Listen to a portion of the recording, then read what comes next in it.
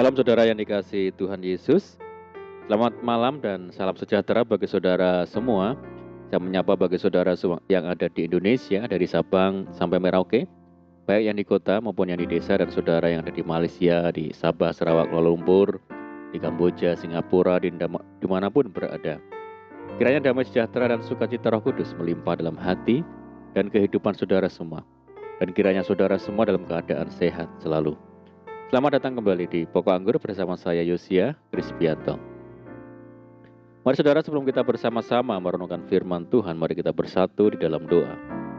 Bapa di surga, Bapa yang baik, yang penuh kasih karunia, Bapa yang kami muliakan di dalam nama Tuhan Yesus Kristus, kami mengucap syukur oleh karena pertolongan dan penyertaan-Mu di sepanjang hari ini, sehingga kami boleh dimampukan Tuhan untuk melewati hari ini, melakukan tugas dan tanggung jawab kami serta aktivitas kami.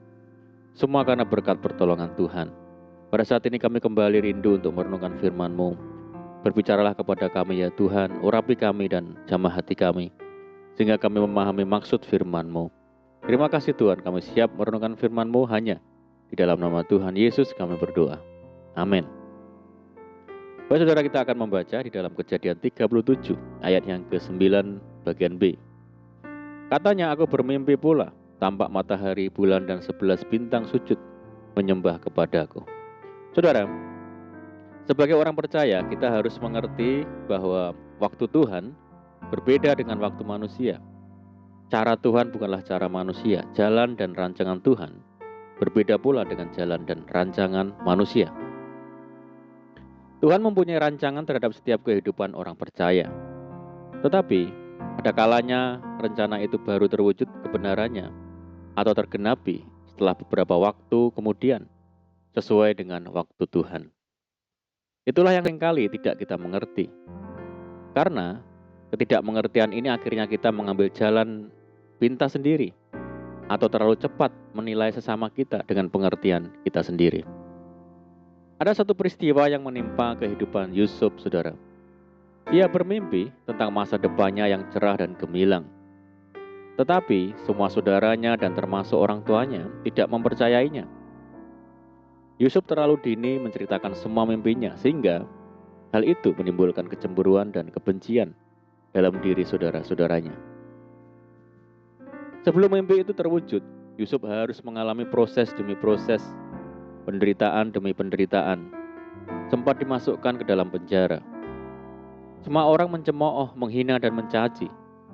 Mungkin mereka berkata, kasihan Yusuf, mimpinya tidak terwujud. Pasti ada yang tak beres dengan hidupnya, dan sebagainya.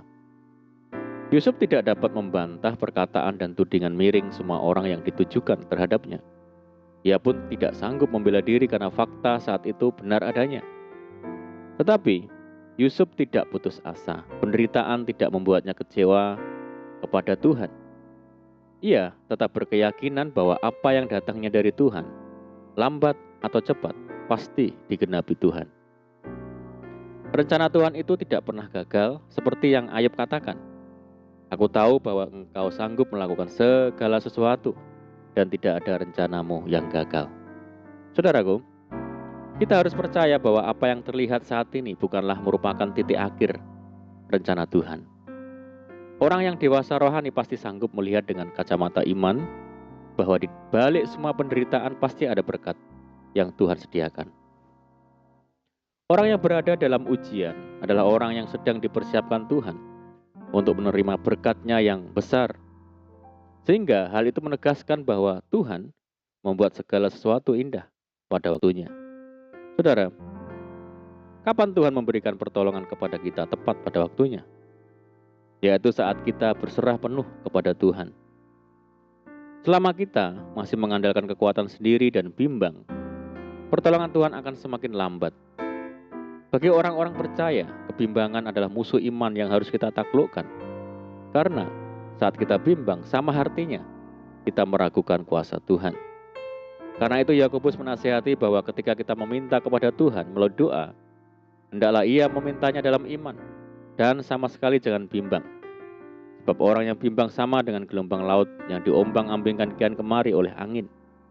Orang yang demikian janganlah mengira bahwa ia akan menerima sesuatu dari Tuhan. Tuhan tidak pernah menunda-nunda pertolongannya asal kita berserah penuh kepadanya dan tidak mendua hati, saudara.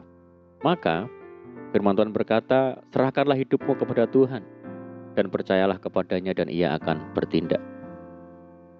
Pertolongan Tuhan akan dinyatakan tepat pada waktunya saat kita menghargai firman-Nya lebih dari segalanya dan melakukan firman itu dalam kehidupan sehari-hari. Tertulis, tetapi yang kesukaannya ialah Taurat Tuhan dan yang merenungkan Taurat itu siang dan malam. Apa saja yang diperbuatnya berhasil.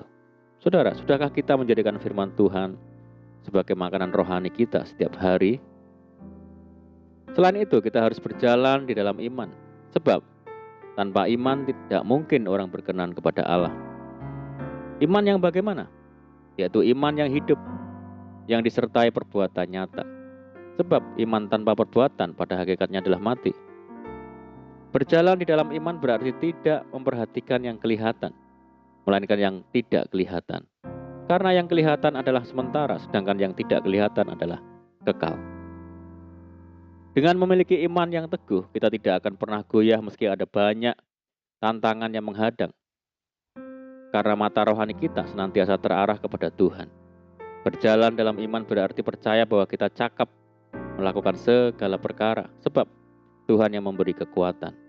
Mari saudara, saat ini kita harus percaya apapun yang kita alami saat ini, Tuhan turut bekerja dalam segala hal dan pertolongannya akan dinyatakan indah pada waktunya. Amin, puji Tuhan. Mari kita berdoa. Bapa di surga, Bapa yang baik, Bapa di dalam nama Tuhan Yesus, terima kasih buat firman-Mu. Ajar kami ya Tuhan untuk menyadari bahwa waktu Tuhan yang terindah bagi kami. Ajar kami untuk menjalani hidup ini dengan penuh pengharapan kepada Tuhan. Sebab pengharapan kepada Tuhan tidak pernah mengecewakan. Ajar kami setia sampai akhir ya Tuhan. Terima kasih Tuhan. Saat ini kami berdoa bagi saudara kami semua yang mendengar program ini dimanapun berada. Tuhan, saat yang mereka sakit, Tuhan sembuhkan di dalam nama Tuhan Yesus. Mereka yang saat ini hidup dalam tekanan, kesulitan, persoalan, mari ya Tuhan tolong mereka, berkati dan pulihkan hidup mereka. Tuhan memberkati mereka dalam rumah tangga, pekerjaan, pendidikan, usaha, dan apapun yang dikerjakan. Berdoa bagi saudara kami yang hidup dalam belenggu dosa, mari Tuhan lepaskan di dalam nama Tuhan Yesus. Kami berdoa bagi bangsa kami, Indonesia saat ini menghadapi pandemi. Mari Tuhan, berikan belas kasihan Tuhan bagi bangsa kami Indonesia. Pulihkan negeri kami, dan kerinduan kami mohon belas kasihan Tuhan, kiranya pandemi global segera berakhir. Terima kasih Tuhan, ini doa kami percaya Tuhan mendengar segala seruan doa kami. Hanya di dalam nama Tuhan Yesus kami berdoa. Amin. Puji Tuhan saudara, kita sudah berdoa, saya percaya saat ini kita dikuatkan. Mari kita tetap semangat di dalam Tuhan, jangan berputus asa.